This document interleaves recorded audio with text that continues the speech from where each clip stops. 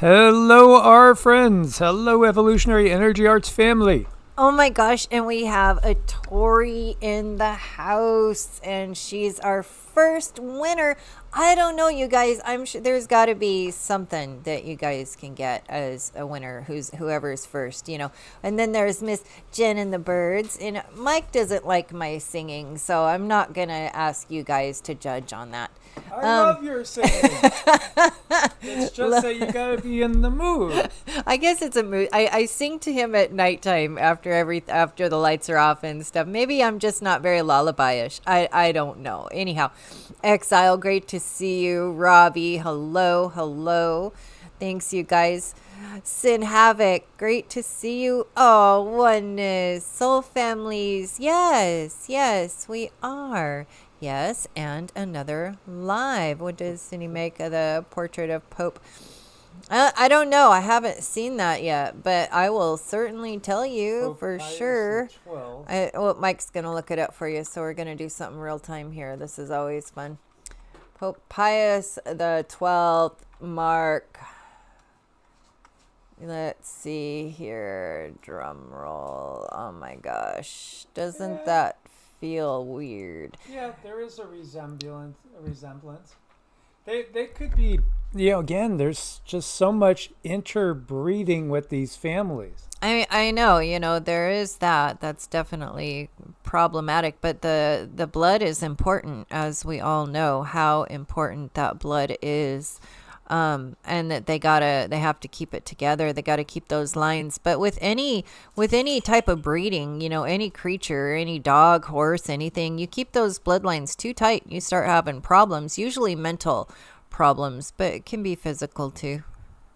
Yeah, I could see a resemblance there for sure. Again, it's just pretty fun, fascinating stuff to realize what's going on here. Meanwhile, a huge explosion in biggest oil and gas facility in Hungary this time. One person has died, 7 others suffered serious burns after an explosion at the MOL petrol facility in eastern Hungary. Just another one going up in flames. We do send our prayers to everybody involved in this as the thunder rolls in. As the thunder rolls, yep. Yeah, great to see you guys. Awesome. This, gosh, it's almost like I wanted to do more research to piece all these things together, because there's been some really big realizations coming together in my mind with a lot of different time periods and how they blend together. And we've wondered, well, how many times has humanity been reset? This, by the way, is Stefan Burns. He's talking about the Titan Ridge volcano, Central Bismarck Sea. And there's an eruption there, and it's ongoing. So, again, birth of a new island, I wouldn't be surprised at all. In fact, I would expect it. At this time period, we're shifting a yuga. Everything's going to change. Reality is changing. And I think most of humanity doesn't realize how big a change it's going to be. But yeah, there's so many prophecies of new lands in the Pacific, even new lands in the Atlantic, from many different sources, Edgar Casey and so many others, that, I would absolutely expect it to be part of what we're going to be witnessing. Mm-hmm. Yeah, definitely. I was talking to a very special friend today, and everything that we are seeing is it does go along with like a Bronze Age theme where all of the yucky things need to come out. It's like cleaning out a really horrible closet or cleaning out from underneath the bed. The stuff was always there, it was always there, but now it's time to see the stuff, and it's time to see what is going to go along with our new world and how we can adjust to all the things that have been hiding for so long. But this is a big clean out. It's like, emptying your refrigerator and just giving it a big clean out. So everything goes back. It's all nice and new. But a lot of things, a lot of technologies coming forward. I believe a lot of things we're seeing in the sky are just simply no longer able to hide themselves, along with people and masks, So this is definitely a great revealing. Yeah, absolutely. Yeah, it's exciting time periods. I forget who I was listening to, but their statement was, if you could just make it a few more years, you will see changes that will absolutely blow your mind. And I agree totally. Just right now, this is a dangerous period in time that we're in right now. Obviously, we have a lot of different things going on, challenges, earth change wise. Again, there's a lot of technology that's been hidden from us. If I take a look at the earthquakes that we got in the last 24 hours, 5.9 in Indonesia is the biggest one, 35 kilometers deep. 5.7, this is Papua New Guinea, not too far away from that, 10 kilometers deep. And then we have a 5.6 up in Alaska. And Solomon Islands, we have a 5.4 and 5.1 in China, and all the rest are smaller. We do have this one over here, which is also a 5.1 over in the northern mid-Atlantic ridge. Again, the changes that are underway are going to be, I do think, monumental. It's going to take time. I think, again, there's this tendency to either think things take millions of years or that they're going to happen tomorrow. But it's usually somewhere in the middle. Comet impact shifted climate 13,000 years ago. Well, something impacted. Yeah, something definitely impacted. The Younger Dryas extinction event. Very interesting time. It's also fascinating that as more and more people become able to remote view and also use their psychic gifts to channel, you're getting a lot more information coming through, and it seems like most people are in agreement. One thing that has a lot of people buzzing is all the UFO, UAP info coming out. This is talking about a UFO shot down by a US F-16. This video, called USAF ANG F-16C, shoots down UAP over Lake Huron. That was the 12th of February 2023, is likely to have been filmed via an infrared sensor aboard a military platform. So you could see that whatever this was, it gets blown up. Was it just a drone from, I don't know, the US or China or Russia? Could it be some sort of test, black secret ops test that maybe somebody wasn't let in on? That looks like a balloon right there, but anyway, it got blown up into nothing. This is just part of what they're starting to show us. Yeah, I mean, what do we think about all that? So much information coming out, so many things to see. How many people are still on the fence? Do you guys think that there's anybody out there left that believes that it's only us on this planet? I'm curious what you guys think. I mean, what kind of folks would figure it's just us? So even still, but I think there's a few out there. Well, again, I think there's just this deniability thing that people have, because it's going to shift their paradigm too much.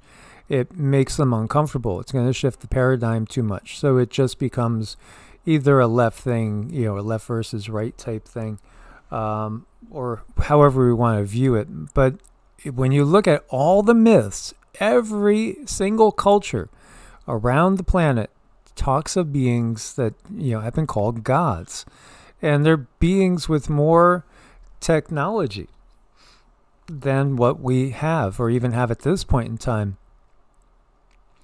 Like this, here's some logic.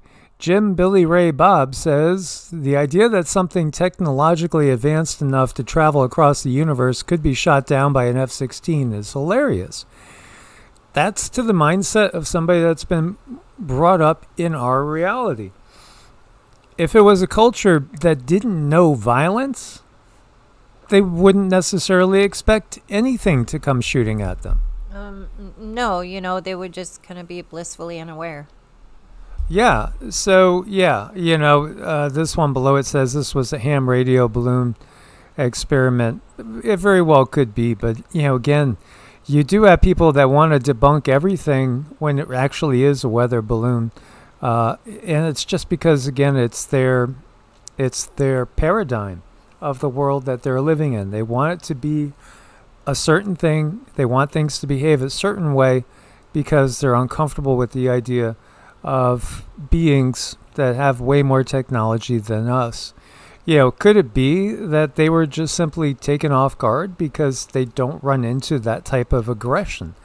There are people that greet you with friendly smiles and handshakes, in certain cultures, or whatever it is. Maybe it's bowing, whatever it is, prayer hands, and would never think of somebody meeting somebody and attacking them.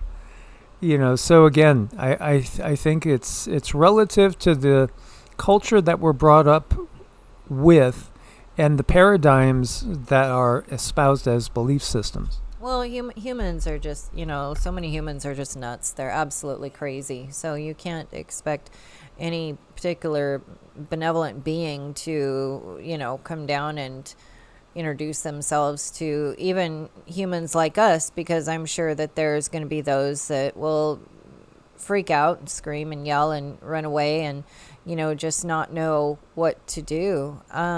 I think if they're benevolent and they've been around to a few different rodeos, they probably know not to show themselves. Yeah, absolutely. Absolutely. So again, it's fascinating to see this. This is another one here too. There's at 5 seconds mark, the video depicts an object moving from right to left across the top right quarter of the sensor field of view at a very high speed. This is really typical when you think of it. That we've seen a lot of this. We've taken there it went right there. We've taken a whole bunch of those type of things ourselves without even knowing it. And later on, we noticed there are things that were coming into the screen very, very fast in our videos that we didn't have a clue of while we're actually filming them. Right. You don't always know, what you're filming. It just shows up later in the film. So a lot of folks do tend to have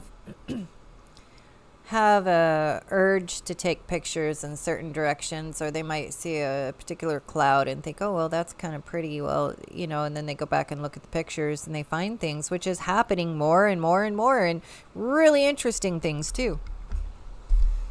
Yeah, absolutely. I think most of us have had some sort of unusual encounter, quote unquote, paranormal encounter during our lives. I think most people have had something happen.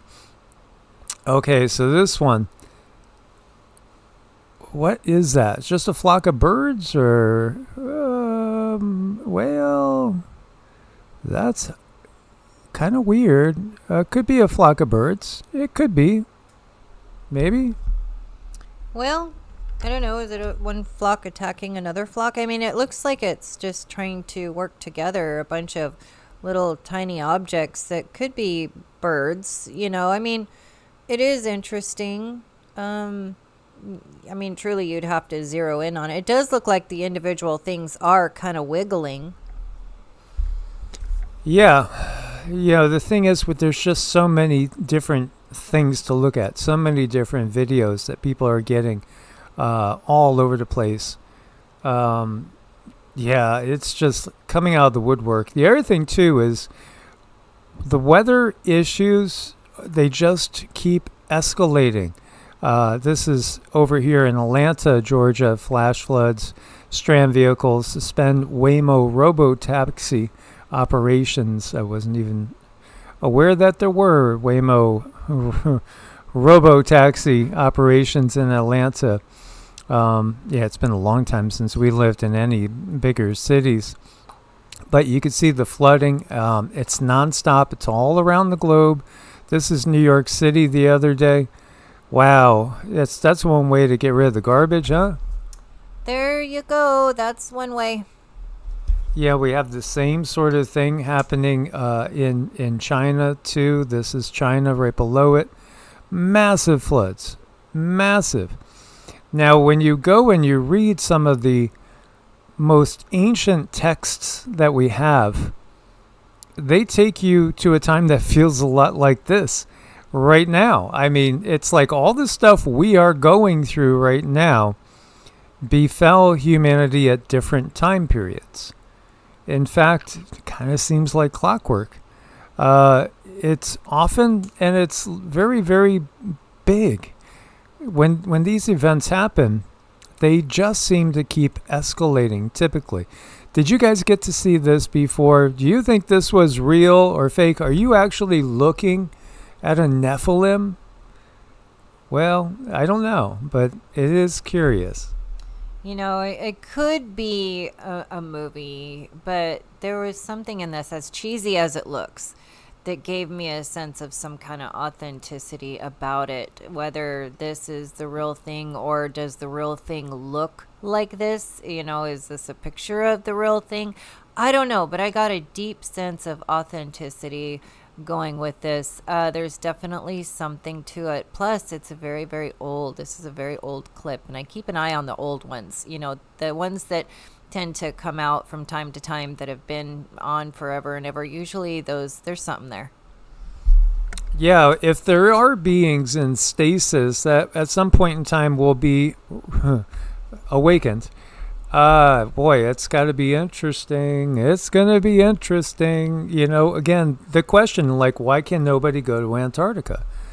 Why is it so off limits? You know, there was recently a film crew that landed there. Were all excited about landing there. They were starting to film, and they were told they had to shut it all down and, you know, leave. Why? Why really? Why is Antarctica off limits? Well, you know, it's fascinating because when we look at the Ramayana is an epic. It's one of the oldest stories we have. And in that epic, there is this monkey king. His name is Sugriva. And the Ramayana, this is supposedly written, put into writing between the 7th and 5th centuries BC. It's one of the two major epics of Hinduism alongside the Mahabharata. Over 24,000 couplet verses divided into 7 books. And the narrative follows Rama, the 7th avatar of the god Vishnu, prince of Hoya, who is exiled to the forest for 14 years due to machinations of his stepmother. Yeah, it's a complicated thing. Accompanied by his wife Sita and his brother Lakshmana, Rama later rescues Sita from a demon king, Ravana, of Lanka, like as in Sri Lanka, with the help of the monkey god Hanuman and Hanuman's army. Yeah, kid you not, you know, some of the main people in this literally are beings that you might interpret to be like Bigfoot. Literally, an army of Bigfoot, an army of monkey men. But, you know, you find this in other traditions. You know, you find the legend of the Monkey King, which some people think is talking about the same beings, yet again, from the Chinese standpoint.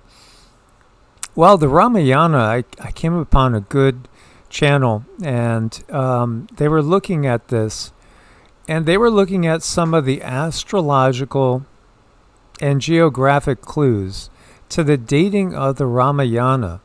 And they were coming up with basically 14,000 years ago. 14,000 years ago. The way the different depictions of, you know, the stars in the sky and everything, it would have to be like 12,000 BC. This would mean it was before the Younger Dryas extinction event. Wow, that's fascinating. You know, it is said that the Ramayana comes at the end of the Silver Age, beginning of the Bronze Age. Then the Mahabharata follows that one whole turn of the wheel later, the Yuga wheel. And so that's at the end of the Bronze and the beginning of the Kali Yuga, which we've lived, we spent our lives living in the Kali Yuga. Well, it's fascinating because in the Ramayana, Sumagriva, the Monkey King kind of prince, he goes and explores the whole world. He says he's been all over the world. And the one place that he said you're not allowed to go, even for a Monkey King god, is Antarctica.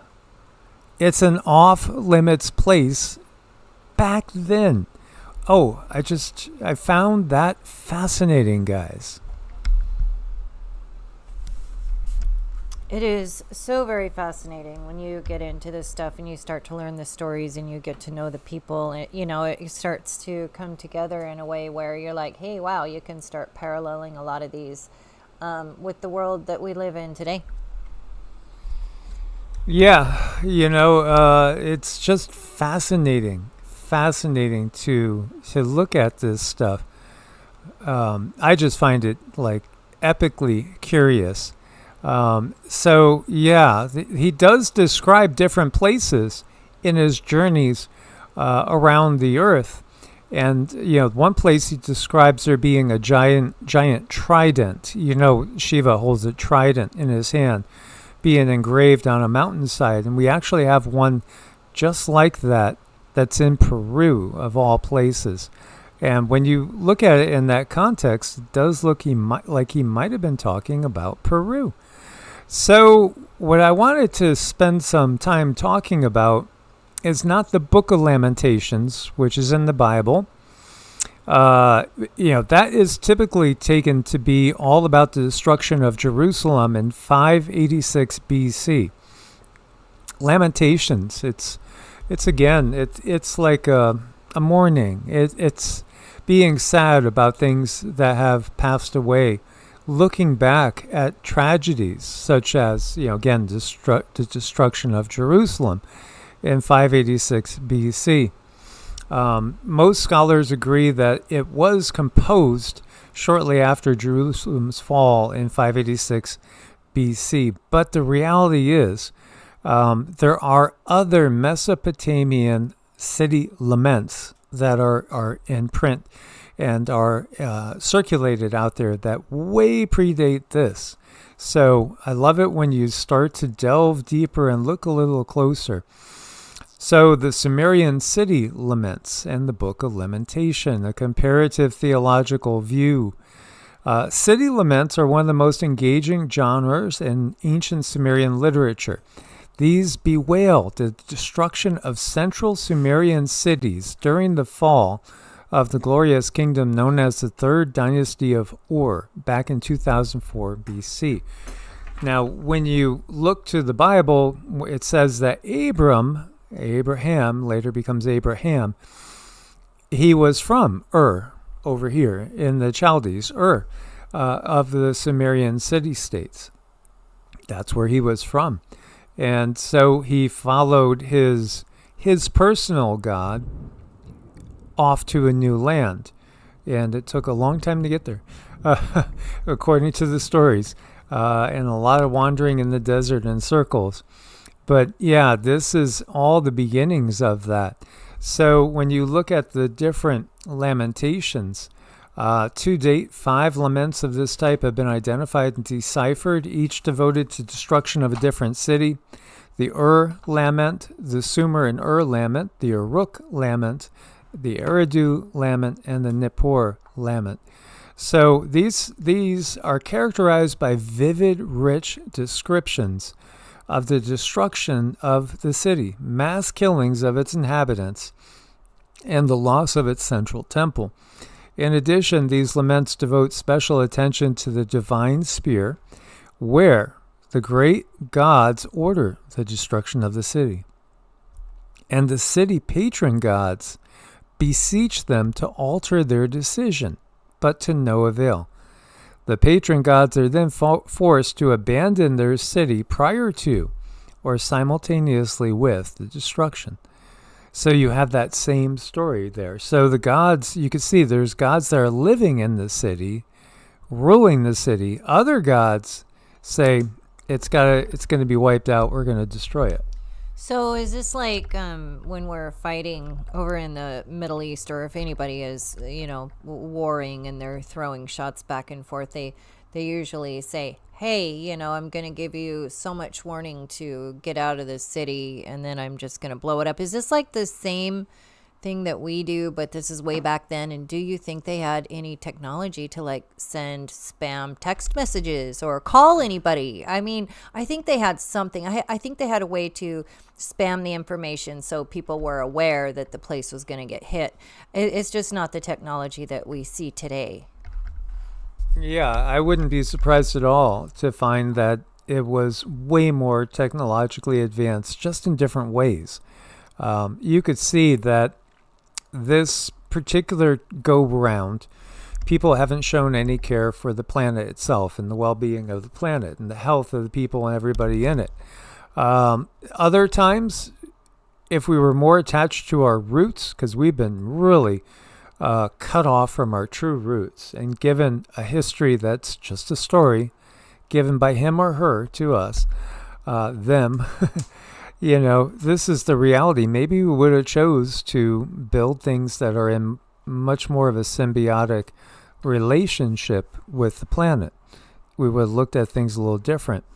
But the wording of this is really interesting. Again, these laments are characterized by vivid, rich descriptions of the destruction of the city, the mass killing of the inhabitants, it's a calling, and the loss of its central temple. In addition, the laments devote special attention to the divine sphere, where the great gods ordered the destruction of the city, and the city patron gods begged them to change their mind, to no avail.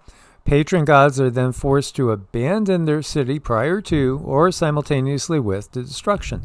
They live as deportees in foreign cities, lamenting their devastated shrine. Eventually, after their destruction, they are invited to return to the holy abode and renew their days as of old. So think about this. If you're using the word God to be the person that's in charge, so what have we seen in our recent history? We just saw the leader of Venezuela deposed and brought on trial and brought into the U.S. Is it something like that was happening back in those days? Whatever happened to Saddam Hussein? What happened to Muammar Gaddafi? Time and time again, kingship was given from on high, meaning it came from somewhere out there and was brought to here. Could be a different part of this planet, could be another realm totally. And so the kings and the queens were given their authority by the gods. Now, in the place of kings and queens in most societies, we still do have them. You have these politicians.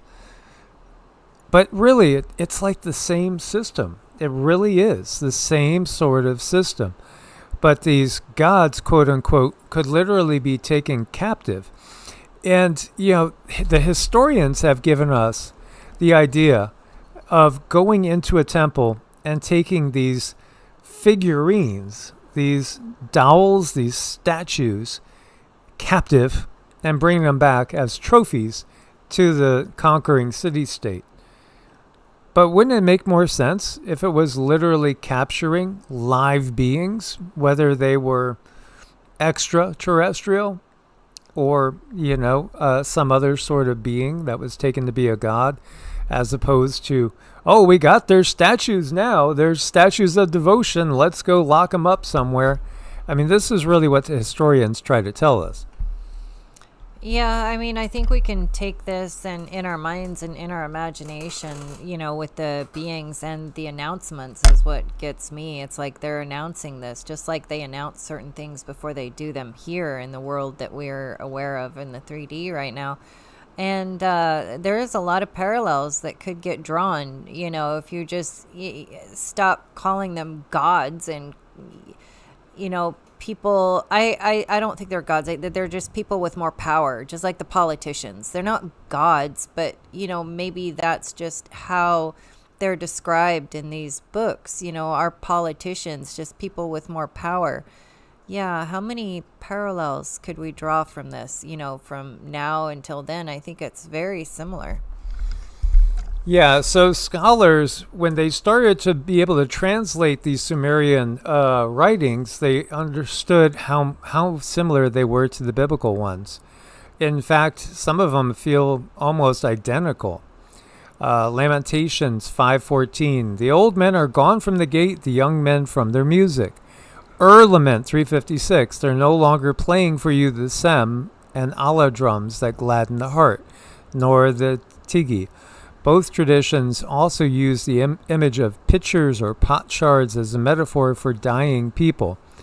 Lamentations 4:2. The precious children of Zion, once valued as gold, alas, they are accounted as earthen pots, broken shards. Again, the body is a vehicle. When the body is broken, it's, again, it's like the potter's clay.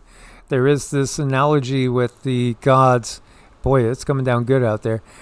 With the gods making humans out of clay, right? That's literally in some of the mythologies. And then the clay is broken. And, here the Lament 2:11, work of a potter's hands. Its people littered its sides like potsherds. Another famous example is the fox in ruins image, which is shared by the biblical and Sumerian lament traditions. Because of Mount Zion, which lies desolate, foxes walk over it. The Lament 269, and the rivers of my city dust has gathered, foxholes are made therein. So, yes, of course, did the authors of Lamentations in the Bible, as they're giving me a little grief there, were they familiar with the Sumerian stories? Absolutely. Abram came from Ur. He came from a Sumerian city. So, of course, this is just a continuation. Well, this is a continuation of as the world turns. And Karmadoc said, she brought up a good point. I thought capturing a mascot in college was mimicking how warring tribes captured important members of another one. It continues on. And are we not taught from such a young age of how all of this realm we live in, it works like that? They teach us through play. Yep, absolutely. So we understand these laments, the Sumerian laments, they way predate the biblical, but they're very similar. I think it's a retelling, again, of these stories. Is it really just remembering the original Sumerian ones? No, I think, again, history repeats itself. So, we do have some new events happening with people, but is it really the same show over and over? Is this like a Groundhog's Day?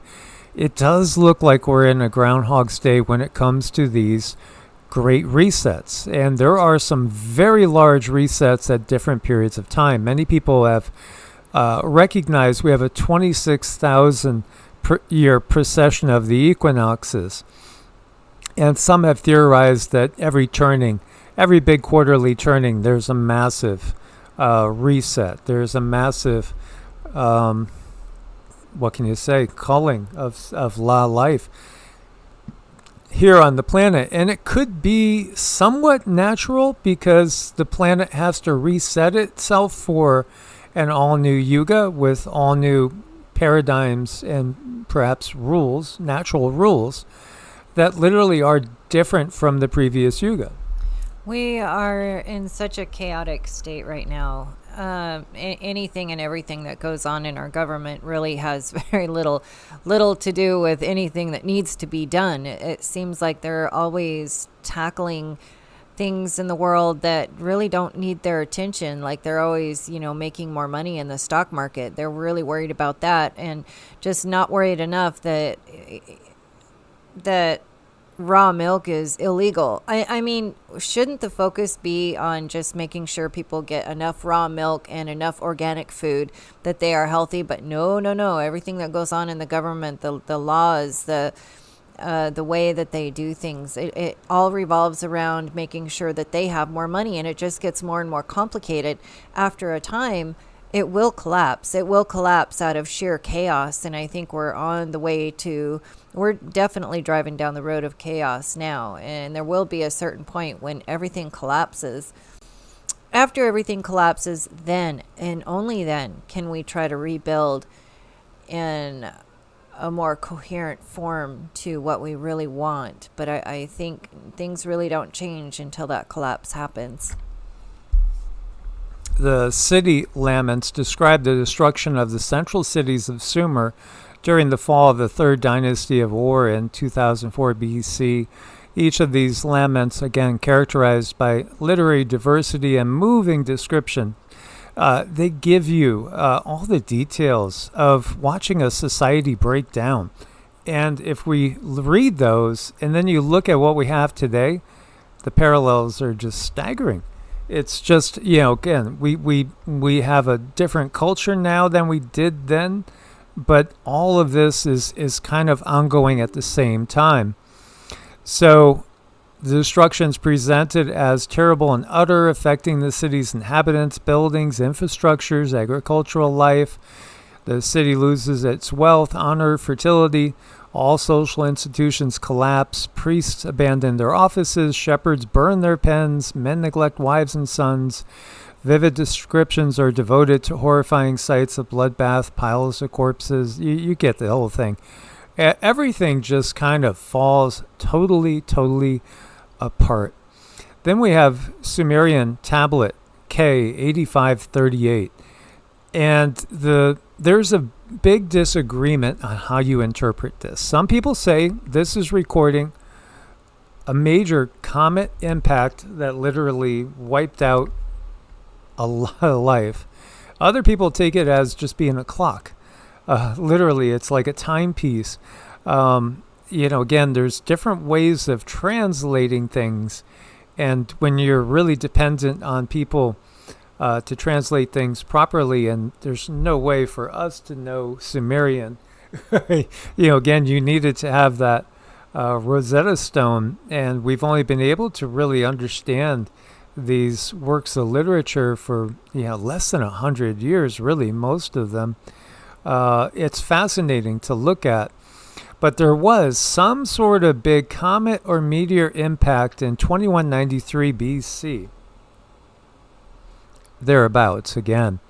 This is how they take it. And there are other sources that kind of correlate that it probably was something like that. Something impacted. The interesting thing is it echoes like a bad sci-fi movie on Netflix, because the comet gets sighted. At first it gets sighted, through its brightening and flight across the sky. And then eventually to its impact near the Tigris-Euphrates Delta, causing ash plumes and climate disruption linked to a 4.2 KYR event, 4,200 years ago. Mainstream scholarship, however, does not accept that reading. They don't want to view it as an impact. They look at it as a star chart. It's just a star chart. It's not an eyewitness record of something impacting the Earth. Well, that's curious. That's curious. And so we have to look for clues in other places. A star chart or literally telling us is something that came and impacted the Earth. There's a big difference there. When you look to what's described in so many of these records, and also looking at other sources of information that become available as time goes on through different scientific pursuits, we find that there have been a lot of these impacts. Now, who's to say that it's a comet and not a asteroid, meteorite? Who's to say if it's not technology? I mean, we do have the wars of the gods in every myth, In every major mythological tradition, we see these wars of the gods being an ongoing theme. War, I think, is the ongoing theme, and war creates so much chaos in the soul. And even if we're not being exposed to it, let's say we're not looking at the news, or we're not paying attention to everything else that's going on, it affects our energy field at a particular level. So just that external chaos, even if you're not watching it happen, it's going to have an effect on your body. The energy field knows, and our energy fields are getting much stronger. I've noticed doing energy work on people, they're much more sensitive than they ever have been, watching this over the years. And, and folks going through things just on a daily basis. If one person has something going on, there's going to be 3 or 4 or 5 others have the same thing going on, which is very interesting. I find this world of energy very curious. I wish I could understand it to a deeper level, but I understand it in my own way, and I see things in my own way, and I feel things in my own way. And there's just there's a process that we are all going through. And I think the war is very important for the controllers, because they need us to be upset. If we were totally at peace, and if we had clean water and clean food, we would live so much longer, and then they can't have that. So war, it's part of their tool. There's our KK. Thank you, my dear. Much love to you too. Sending you so many blessings. So remember, we go back to Plato, Critias, we go back to Deuteronomy 32, and we see the dividing of the earth by the different gods. They literally divided tribes up and claimed tribes to play with, kind of. It's what it seems. It really seems like they claimed different tribes with different beings. Okay, let's go over here. The large fields and acres produce no grain. The flooded fields produce no fish. The watered gardens produce no honey and wine. Heavy clouds did not rain on its plains where grew fine plants. Lamentation reeds now grow. And thank you, beloved KK. Yes, it's fascinating. We have 3 different KKs that are very dear to us. It's so weird the way the universe speaks to you. So first of the world's empires, Akkad was not the last to blame its fall on sacrilege. In a fit of pique, the author of the curse believed the Akkadian emperor had destroyed a temple to the sky god Enlil, bringing on a century of drought, famine, and barbarian invasions. How else to explain the empire's sudden calamitous decline? Now, we take this to be silly in our modern way of looking at things. They basically personified forces of nature, and then, things that we would call act of God were literally the acts of the gods, because they had more than one god, right? But what if some of this literally was being honest with us when you hear, like, the God of the Old Testament say, I'm a jealous and vindictive God, and I will repay you 10-fold, 100-fold for anything that you do to basically tick that person, right? So here's Enlil, always seems like at war with his brother Enki, and, not thinking too highly of humans overall. If I could see it, if with that ego, if somebody did smash one of his temples and stuff, would he do something like that? I think these beings would do something like that. Only 100 years before the collapsed Sargon of Akkad wrestled the Sumerian city-states from Lugal-Zagessi of Umma, who then stormed across the plains of Mesopotamia. When it was done, the Akkadian Empire controlled trade from the silver mines of Anatolia to the lapis lazuli mines of Badakhshan, from the cedar forest of Lebanon to the Gulf of Oman. In northern Mesopotamia, meanwhile, fortresses were built to control imperial wheat production. To the south, irrigation canals were extended, a new bureaucracy established, palaces and temples built from imperial taxes. Truly, when you look at this and you read this, if you take those gods to actually be literal people, they are just egotistical rulers of, some sort. Not necessarily human, but they seem very human. They often seem to be kind of the worst of human emotions seem to be amplified. And they're always in competition with each other, constantly trying to outdo each other because of their ego. This is what we see time and time again. And we see, again, it sounds like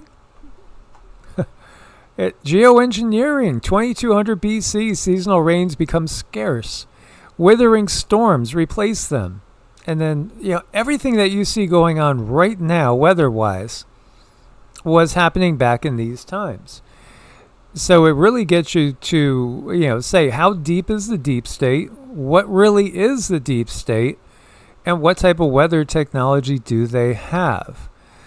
The kingdoms, well, not really, can't really call it a kingdom. We could say the cities of the Indus Valley, those people were obliterated again by the system. Many of them were found dead from something that struck them suddenly, and it affected them so that literally you have families holding hands, just dying there, in their houses or in the streets, holding hands. It's like they couldn't escape something, whether it was a pestilence, whether it was a directed energy weapon. Maybe it was radiological, something that left the buildings, but just wiped out the people. We have that type of weaponry today. Yeah, and if we have that type of weaponry today, and it looks like there's clues about it this long ago, how many thousands of years ago? Could you imagine what we could do today? And they say, I hear people still say, oh, there's no such thing as controlling the weather. You can't drive a hurricane around. Well, really? This stuff is going on back then. Well, we know there was a hurricane that hit Georgia that was steered back in the 40s or 50s. And it's been admitted to. Yeah, there you go. It's been admitted to. Declassified. So, again, you have these abandoned cities all over the place. Again, we're talking primarily here about the Middle East. And, what happened to these people so suddenly? Again, they give it as a combination of things. Famine, plague, prior to that or at the beginning, extreme weather events, and also war. And again, we have all those things right now. And people leaving area en masse. We have mass migrations of people as well, being part of the history.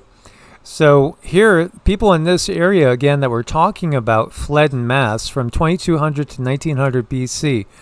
They fled the Habor and Assyrian plains en masse.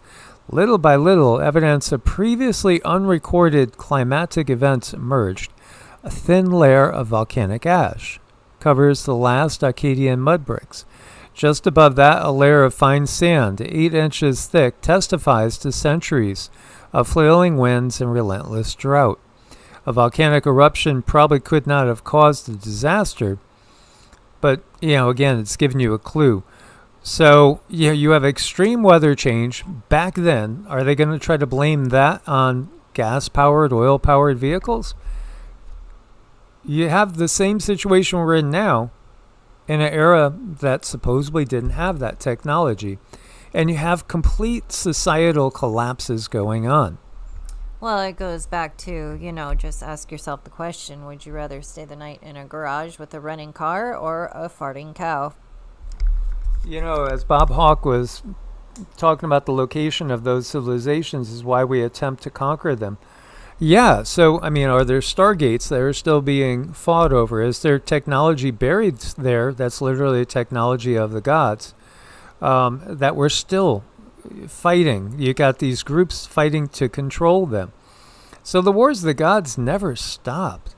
Never stopped. So civilization on Crete, mainland Greece, like its neighbors, collapsed in 2200 BC.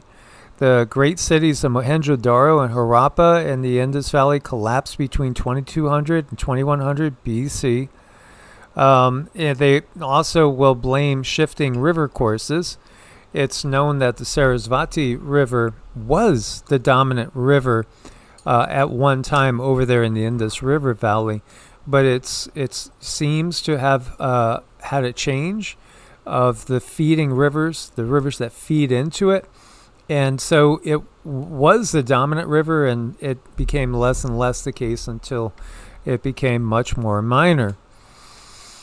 You know, it's interesting because when you start looking around areas, you don't have patterns of collapse in 2700 or 2500, only in 2200 BC or thereabouts. Dry spells, drops in lake levels occur in the Sahel and the Sahara, northwest India, western Tibet, Kenya, you could see too, Gulf of Oman, sediments in Greenland, Iceland show a cold peak around 2200 BC. We understand too that major impacts could trigger volcanoes, and the volcanoes could give us almost like a nuclear winter type of scenario. So was that something that was happening at that point in time? All this goes back together.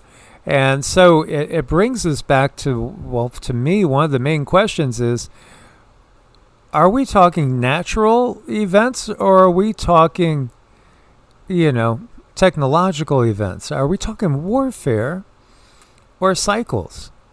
And then we have the Sumerian K8538 tablet. The great meteor impact that devastated Mesopotamia. This translation is from recent 2019.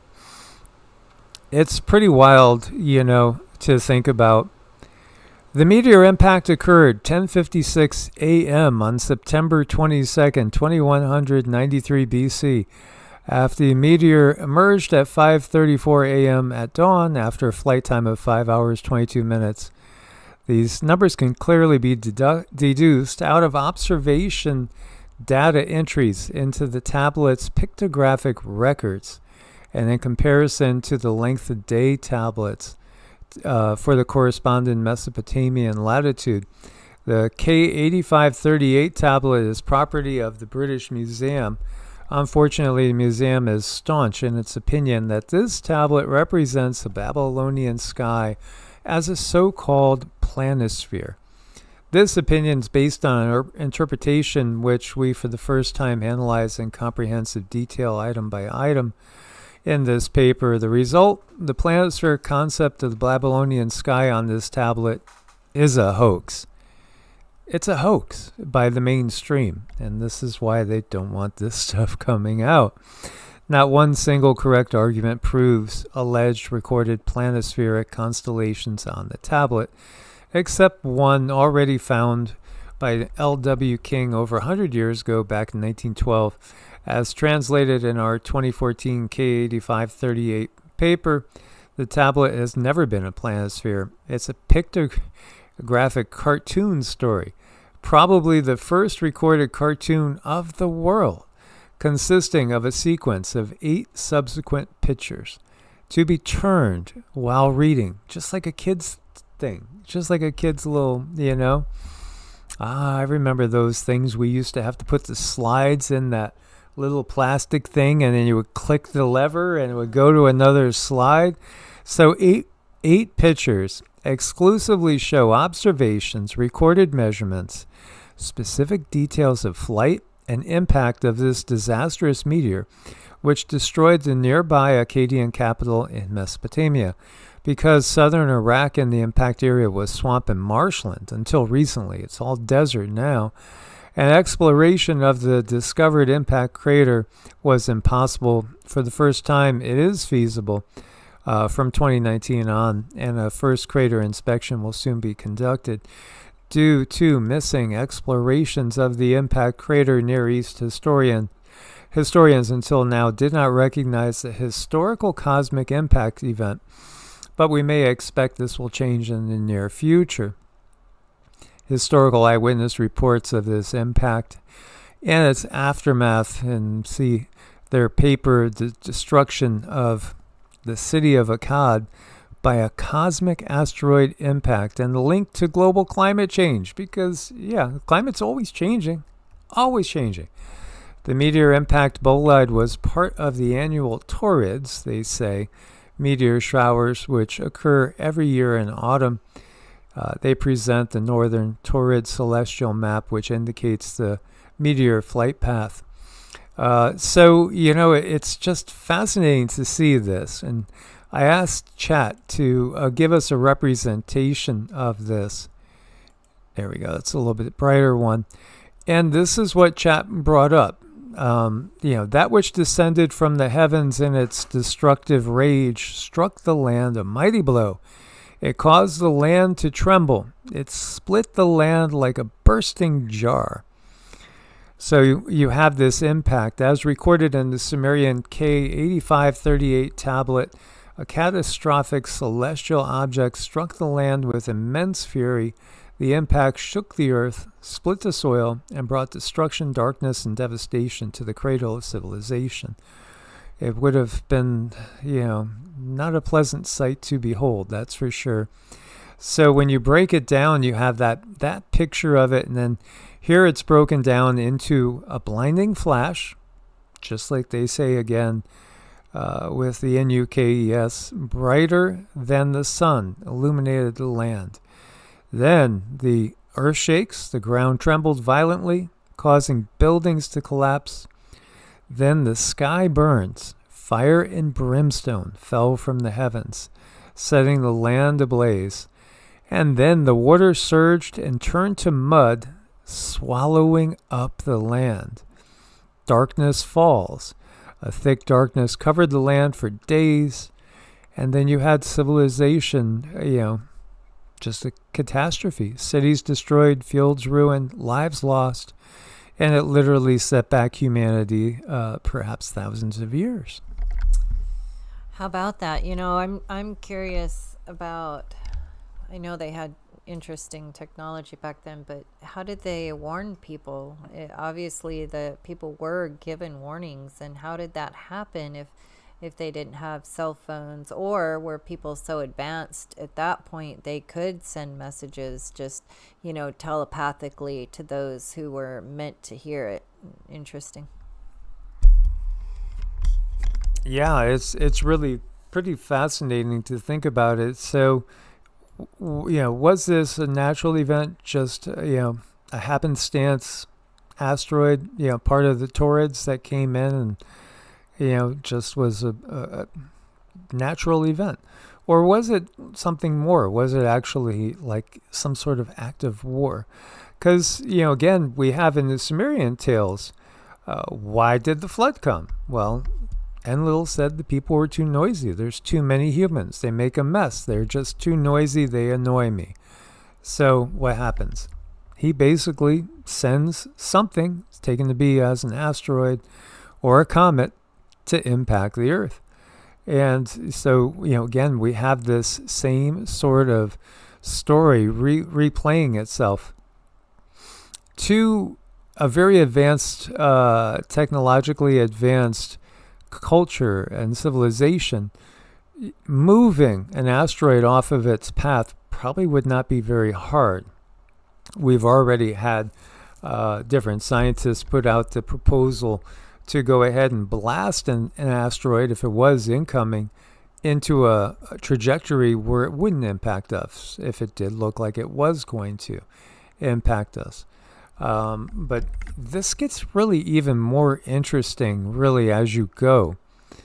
The meteor impact bolide was part of the annual Taurids, which occurred every year in autumn. We present a northern Taurid celestial map, which indicates a meteor flight path from Triangulum out of the Taurid meteor shower origin, passing the Pleiades and moving towards Orion.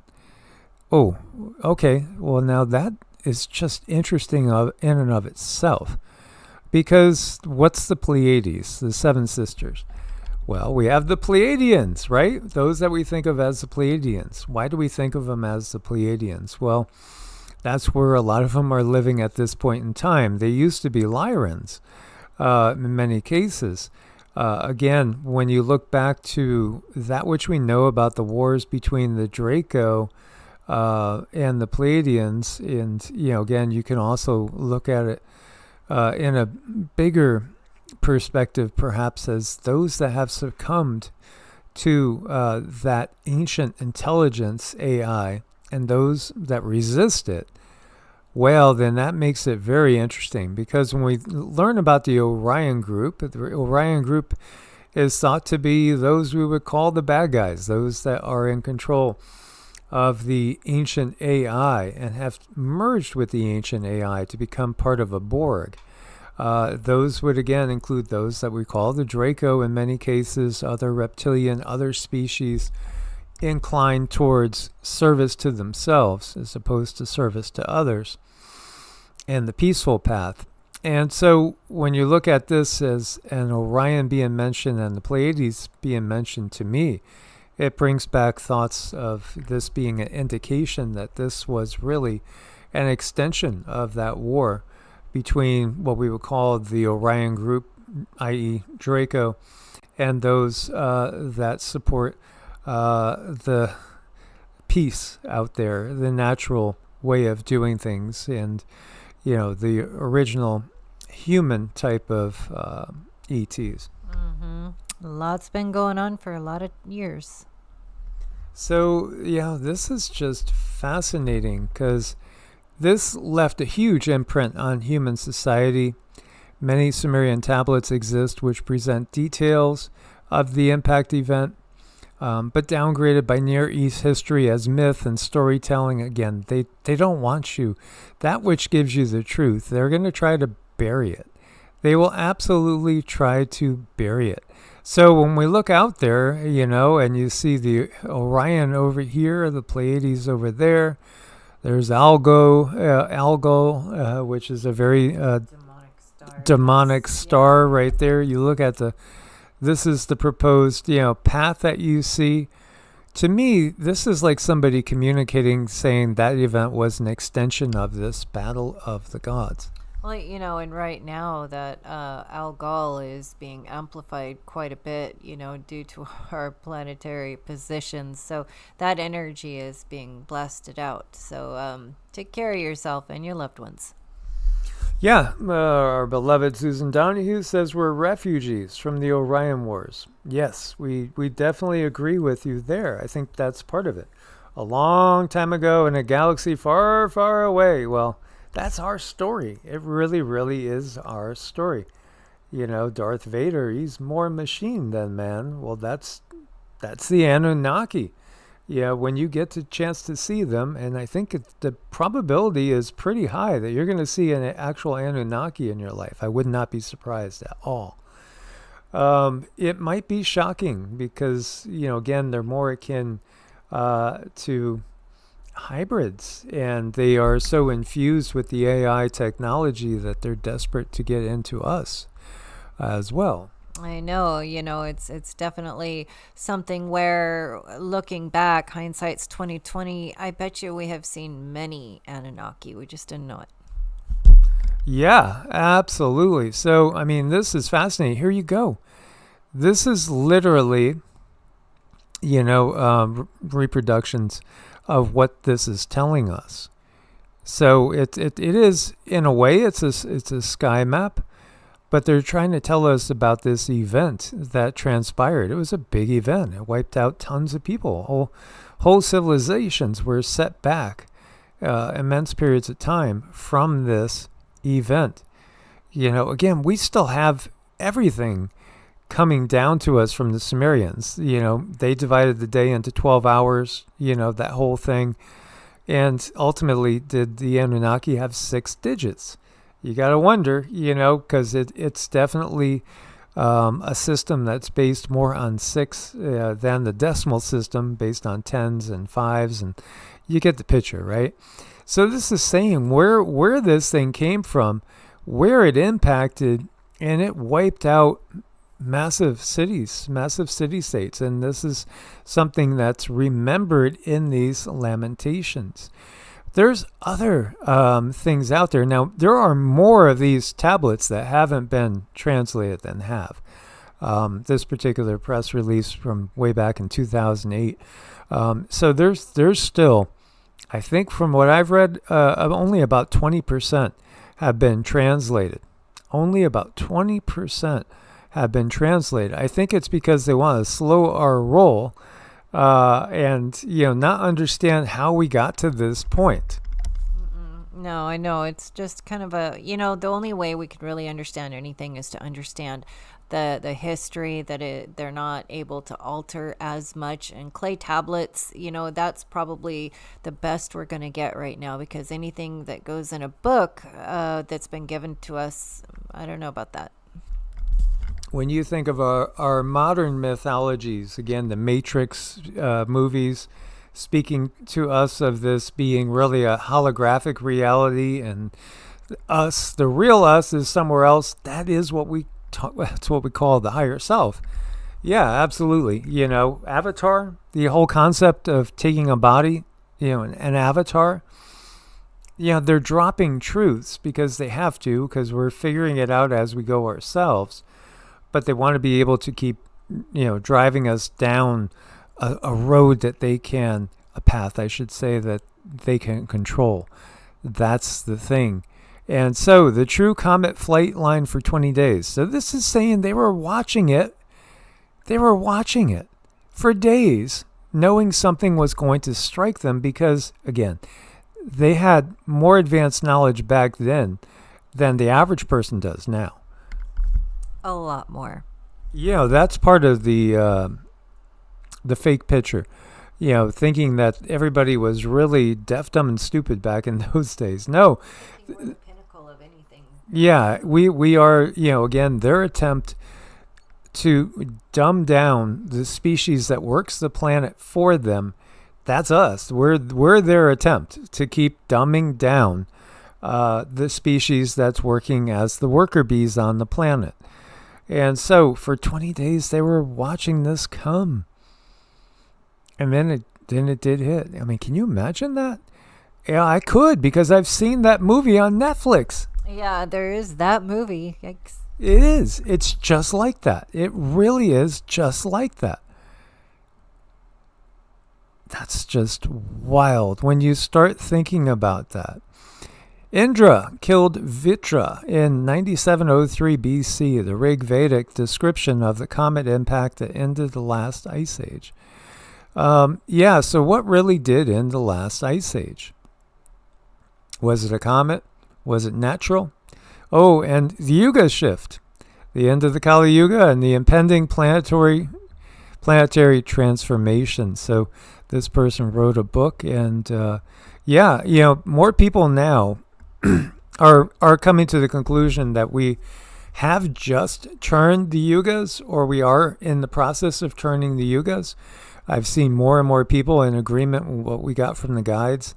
We've gotten again that the eclipse of April 8th, 2024 was the last day of the Kali Yuga. It doesn't mean we're going straight to a golden age. No, we have a transition period that might end up taking hundreds of years. And I know that's not what people want to hear. And so, the videos that are being put out there that tell you, don't worry, tomorrow you're going to ascend. Don't worry, it's all good. Those videos will get more views than being honest and telling, people that there's going to be a transition period. It's going to take a while. Well, yeah, I mean, there's so many videos that have people fixated on a certain date, and that's just, it's really bothersome, because I've seen people be so excited over something that's going to happen on a particular date. Oh, and people who believe that, the ascension is going to happen. Oh, we're going to split and we're going to, live in a new world, and that's going to happen, on this date or that date. And it's just wrong. And they really push that. And then I've seen, maybe you can call it ascension syndrome, when people see that date come and go and nothing happens, and they're just devastated. And again, you see a lot of channels that say that, and they get hundreds of thousands of views, just tons and tons of views. You could imagine how many people are being let down at a time? And is that not another psyop of the world that we live in? Just disappoint and hurt as many people as possible. Yeah, Susan was asking which movie, and there's many. Again, you could look to Greenland because again, Trump seems to want Greenland. It is part of the old UN plan for the North American Union or what have you, with the old UN plan from the 70s of splitting us up into 10 groups. But yeah, you have the Greenland disaster movie, which is doing what? It's a race to save your family from a planet-destroying comet. And so the only place to go is up to Greenland, right? And then Greenland 2 Migration came out to theaters January 9th. We haven't seen that yet, but that sounds fun. We'll have to take it in. But, I mean, you guys remember there were other ones, too. Remember Deep Impact? That really hit me. Because, again, Deep Impact, I mean, there was that one scene, it's from 1998, where, I think they were on the Outer Banks, and the tsunami sweeps the daughter and the father. They're just holding hands there. Cindy had a vision of Atlantis like that and being drowned in a mega tsunami during an Atlantean life. And that's part of, I think, why she doesn't want to live on the coast. Just the water is just so big. The ocean is just, it's too much. So, and then you also had the movie Armageddon. But why are these guaranteed to be hits? It's because it's in our memory. It's in our memory. We remember this. This is very real. Our DNA stores this. It's passed down from our parents and grandparents. We can access our DNA. We can literally access our DNA, and we can go and find out for ourselves with enough training what really, really happened. Again, that's part of the whole process of remote viewing. It is in our DNA. We have Catastrophobia. Barbara Handclough wrote a book called Catastrophobia, which I've recommended, because does this mean that this is going to happen to us again? I think this time's different. I'm certainly hoping this time is different. I would expect there's going to be some similar events, but I also hope that it's not going to be as impactful or dramatic. But Deep Impact and Armageddon, these things resonate with us because they're actually in our history. And on some level, we're remembering this. This is interesting in that so much has been recorded from a very different perspective in the Hindu tradition. Again, the wars of the Asuras and the Devas, they're ongoing. The wars in the Greek mythology between the Olympians and the Titans. The Titans are associated with nature.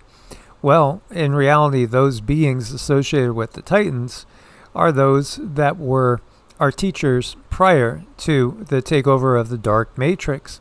And there are those that understand the natural matrix and try to share with us the reality of the natural matrix that we are in. Mm-hmm. Indeed. So it's all about the shifting of the yugas. We do run into these things when we shift yugas. The biggest positive, though, is the fact that we are on the ascending path. It's a really, really different scenario when we're on the descending path. That's when things are getting worse, and there's not going to be any good news for quite a while. But when we look at what happened all these years ago, sea level rose, this is quoting 24 meters. I've seen some say 300, 400 feet. And yes, there's probably 2/3 to 3/4 of the population of the world is within 100 miles of the coastline. So you would say right off the bat, if we did have one of those, catastrophic events that caused massive tsunamis around the world, obviously right away you're losing 2/3 to 3/4 of the population. And then the process of that climate-induced kind kind of nuclear winter scenario that would definitely take out a ton of the survivors. So around 12,900 years ago, temperatures suddenly plummeted to glacial-like conditions for a period of 1,200 years. That's a long time. We don't want to hear about that type of transition period. We certainly don't want to see 1,200-year transition period. What caused it? Again, it was some sort of impact. That seems to be true. Could it have been a technology? Could it have been technologically induced? That's the real question. That's the real question. But we do have a lot of stories, like here we go to Dwarka, or Dwarka. And this was the city of Krishna, going back to the Mahabharata. It is submerged. It is right off the coast of today's India, and you could see it. There's just so much right there that is still standing under the water. This was, in my mind, this is about 2,000 years after the events of the Ramayana. And, here we are going into the Dark Age. Again, the dates, it's really, really tough to date things. It's really, really tough to know exactly because time itself changes dramatically in each yuga. So that's something that's hard to get across. Well, yeah, it takes a minute, and our lifespans are so short. We don't really have any elders telling us what it was like.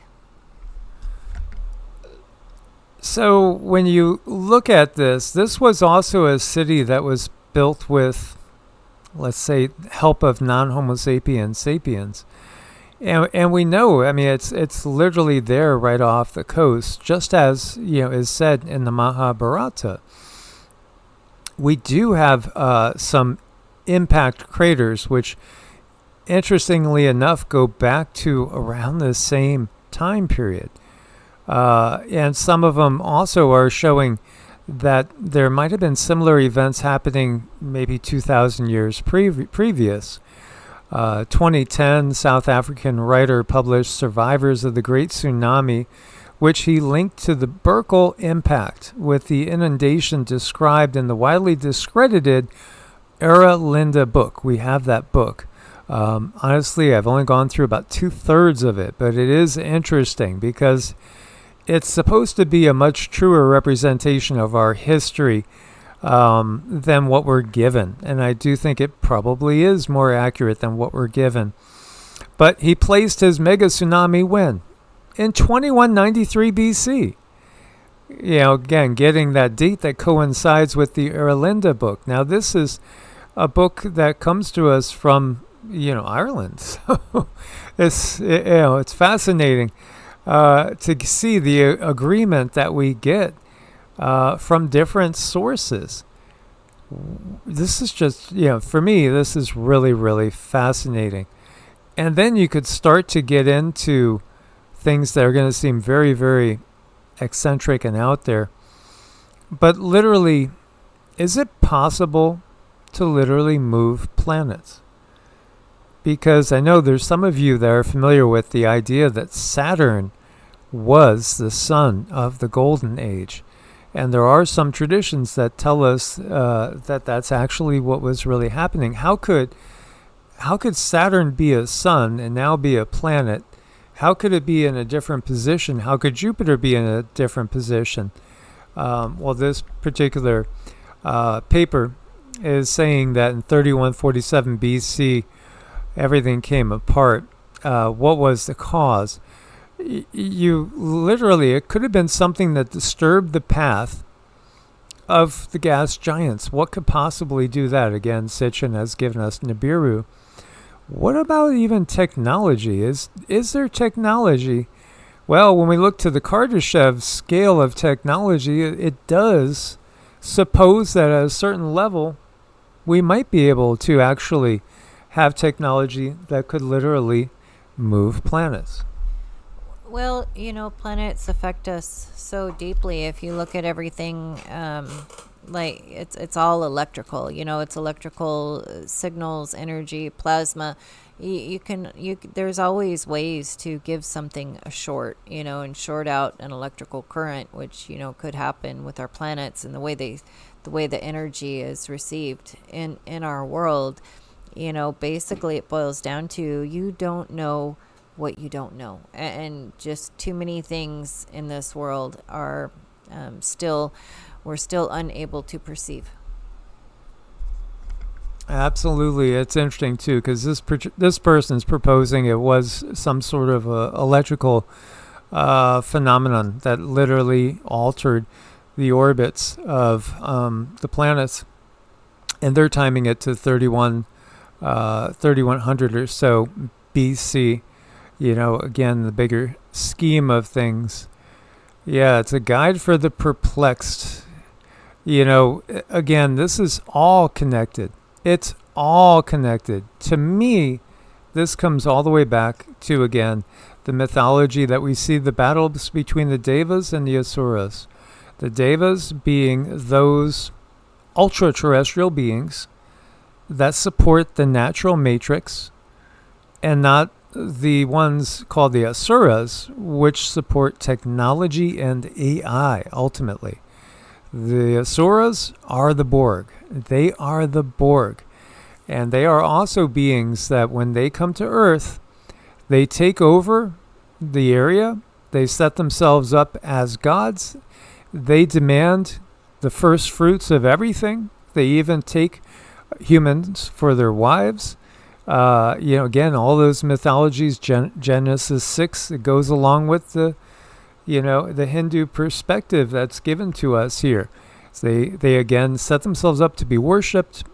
They are the governance, and they demand their cut. The tithing is done directly to them, and if you do not obey them, what do? They mess with the weather. They send out plagues, or they send other armies to exterminate you. Yeah, they're just not nice. Yeah, so this is, again, it's another indication of the reality of these ancient myths and the type of technology that's in play. By the way, Assura Technologies. What does Assura Technologies do? It delivers high-precision validated data sets using proprietary AI, video analytics, and device diagnostic and ingestion designed for maximum signal fidelity. Yeah, it's all AI. It's all AI, guys. Assura Technologies. Isn't that fascinating? This is all AI systems, and they've chosen to call themselves Assura Technologies, pioneering AI solutions for smart cities and mobilities. Yeah, the smart cities are going to be controlled by giants. This is what we've gotten from, again, some of Cindy's channelings. And ultimately, those giants are those that we call the Asuras in the Hindu tradition. Mm-hmm. And there you have it. Think about this. Do you think that's a coincidence, guys? There's so many layers to this. And it's all about, again, AI solutions. Watching everything that, everybody is doing. Video analytics, well, again, we see the dark side of that because, again, we've exposed a little bit more than we're supposed to. So the Asuras from Hinduism, very demonic beings, because they're ultimately in service to themselves. They use the weather, they use plagues, they use famine, they use war, and they use AI. Imagine that. So, you gotta wonder and go back, how long has this ancient AI, how long has it been around, and is it lurking now? It existed before Homo sapiens existed. I have no doubt about that. It's just... And then how about this, Canaan? There's a biblical town called AI. in Canaan. Literally. It literally translates into heap of ruins. This village was destroyed before the Israelites got there, but it is also, some people consider it to be the second city after Jericho that was destroyed in the conquest of the Holy Land, again by the Israelites, So in the book of Joshua, chapters 7 and 8, the Israelites attempt to conquer Ai on two occasions. The first in Joshua 7 fails. The biblical account portrays the failure as being caused by a prior sin of Achan. That sounds like Archon. Achan? For which he's stoned to death by the Israelites on the second attempt in Joshua 8. 8 signifies his eternity, right? Joshua is identified by the narrative as the leader of the Israelites, receives instructions from Yahweh. Yahweh tells him, set up an ambush. Joshua obeys. An ambush is arranged at the rear of the city on the western side. Joshua is with a group of soldiers that approach the city from the front, so the men of Ai, thinking they will have an easy victory, chase Joshua and the fighting men from the entrance of the city to lead the men of Ai away from the city. Then the fighting men to the rear enter the city and set it on fire. When the city is captured, 12,000 men and women are killed. It's razed to the ground. This again was ordered by Yahweh according to the biblical tradition. The king is captured and hanged on a tree until evening. His body is then placed at the city gates and stones are placed on top of his body. The Israelites then burn Ai completely and make it a permanent heap of ruins. God told them to take livestock as plunder, and so they did. Additionally, during the entire battle, Joshua held out toward Ai a javelin. As a result, the Israelites achieved victory. Well, you got to wonder, was he holding a javelin that was actually some sort of advanced technological weapon? You never really look at, I mean, I didn't, I don't read things the same again. The information in the Bible, Hindu writings, all of it. Once you are privy to the kind of technology that existed before we ever got here, eons before we ever got here, and you look at information through that lens, it's just never the same. You got to always ask, is this a miracle or is this some form of AI? Right? And then we look to the stories of the Vimanas. Why not take them literally? We were told, some cases, these are literally flying fortresses. They're flying cities with hundreds and sometimes thousands of these gods in these cities. Yeah, I mean, the stories abound all throughout. Praveen Mohan, he's fun, the return of the gods. Yeah, absolutely. And if it was a being like Vishnu or Krishna or Rama, open arms, absolutely. Because these beings basically taught us truly, and they didn't enslave us like the Asuras, like Ravenna and the like. So again, these flying fortresses, these flying cities, people would look up and see them. Well, wouldn't you call it a mothership? If you expect a mothership to come, and they don't plan on going anywhere for any time soon, wouldn't they bring a mothership? Something big enough to bring home with you. Wouldn't it seem like a flying city? Well, that's exactly what you see with, again, New Jerusalem coming out of the sky. It's like a cube. Interesting that the Borg uses a cube. I know Susan made a funny comment about the Borg of directors. The Borg of directors. That is great. That is so true. And then again, that's, part of a corporation. The root word there is corpse, and what is a vampire? It's a reanimated corpse.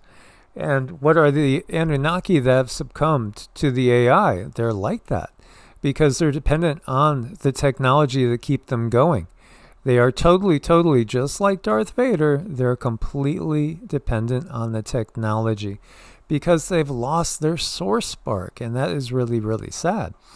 But yeah, Vimanas soaring through the ancient Indian skies. Did they look like that? I don't know. Did they look like that? Maybe, maybe not. Did they look more like that? Well, that feels a little bit closer. Yeah, that's interesting looking. So we hope you guys got something out of this. I just wanted to share this. I found this was a very interesting, fun subject. Thank you again for your support. We really couldn't do it without your support. As you know, I see they kept our numbers down, which we're used to them doing. I also understand too that this is not easy to digest, especially if you're still in the mainstream. It's not something that you really want to consider being the reality, because again, it takes us out of that top of the totem pole on the food chain. But at the same time, the good news is we're on the ascending cycle. So who do I expect to really see? Well, don't go on the first ships. I would advise against that. But I do think that the likelihood for some sort of intervention at some time, at maybe just in advice and coaching, is going to come. I do think we're going to have more and more contact with benevolent beings that are going to catch us up to date with exactly how the wool was pulled over our eyes for like the last thousands of years. Indeed. Cindy's going to give us some magic, and we're going to send some positive intentions. Loka samasta sukhi no bhavantu. May all beings everywhere be happy and free. May my acts, words, thoughts, and deeds contribute to the happiness and freedom of all. Truly, that is my wish. I put that in my mantras, my prayers every day. It's very important to me because, at one point in time years ago, I decided I really don't want to add to the suffering. I want to try to do something good every day and make it like my habit to try to help others each day. And, the more that we all think in that mindset, according to that type of thought, the more we can change the paradigm. And again, the death and destruction was in the past. I don't think we have to have that type of level of reset. I think they threaten us with it every day, and indirectly by the movies and stuff. But I don't think it has to be that bad. I really don't think so. It's up to all of us to keep putting out those positive intentions. And thank you guys for doing all you do. You're beautiful. Thank you so much, KK and Bob Hawk and everyone else. Please do a thumbs up. We appreciate it so much. You guys are absolutely amazing. I did have someone ask me, at the end when we do the dings, and you ask people to think of a happy thought. What exactly does that mean? And that means either think of a time in your life or think of something in your life that brings you joy, and hold that in your mind's eye. It's more about the frequency of the energy signature that we want to amplify in your life. So here we go.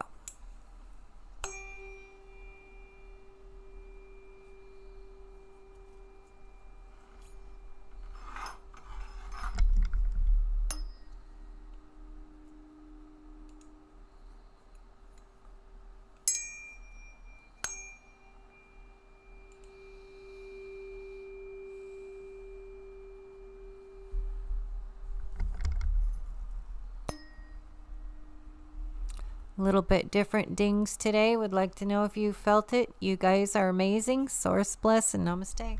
We love you guys. Thank you so much for being part of this family. Source bless. Namaste.